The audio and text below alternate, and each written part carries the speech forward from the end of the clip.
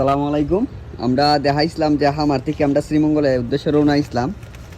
তো শ্রীমঙ্গল হইল লেবু, কাঁঠাল, তারপরে আনারসের জন্য সেরা বিখ্যাত, তারপরে গুড়াগুড়িতে আছে। এখন অলিমে আমাদের জন্য আনারস নিয়ে আসছে।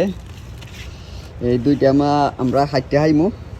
হামারের মধ্যে প্রচুর গরম, বাহিরে প্রচুর ওয়েদার গরম।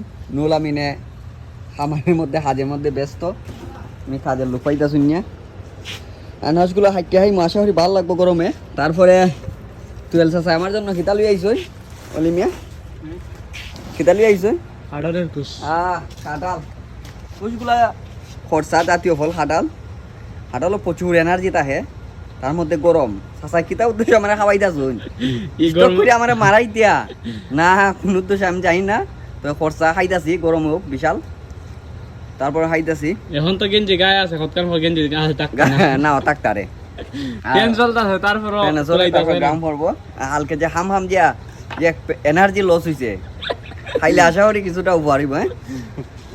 গাড়িটা পূরণ হইব ইনশাল্লাহ। ওকে, আল্লাহ হাফেজ, বাই বাই।